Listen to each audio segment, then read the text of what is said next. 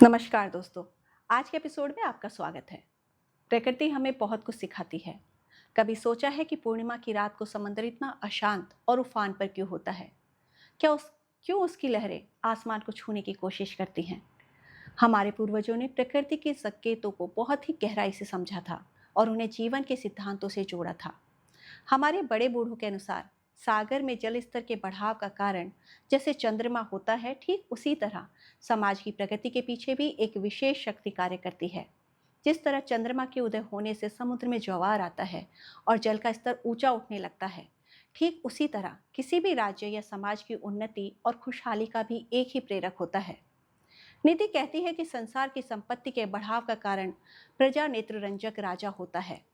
अब यहाँ एक बहुत ही सुंदर शब्द का प्रयोग किया गया है, प्रजा नेत्ररंजक। इसका अर्थ है वह राजा या वह लीडर जो अपनी प्रजा की आंखों को सुख दे, उसके मन को प्रसन्न रखे और जो न्यायप्रिय हो।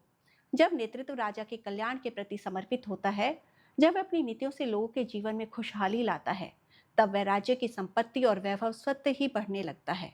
जैसे चंद्रमा को देखकर समंदर झूम उठता है, वैसे ही एक अच्छे लीडर की छत्र छाया में जनता के पुरुषार्थ का ज्वार उमड़ता है, जिससे देश समृद्ध होता है। यह सिद्धांत आज भी उतना ही प्रासंगिक है, चाहे वो एक देश का प्रधानमंत्री हो या किसी भी कंपनी का सीईओ। यदि नेतृत्व प्रजा नेत्ररंजक है, यानी कि वह अपने लोगों के हित की चिंता करता है, तो वहां समृद्धि को आने से कोई भी नहीं रोक सकता। प्रगति केवल संसाधनों से नहीं आती, प्रगति उस ऊर्जा से आती है जो एक कुशल नेतृत्व अपने लोगों के लिए करता है। तो दोस्तों, आज के इस छोटे से अंक में हमें ये सीख मिलती है कि यदि हम ऊंचाइयों को छूना चाहते हैं, तो हमें अपने आसपास एक सकारात्मक और प्रेरक वातावरण बनाना होगा।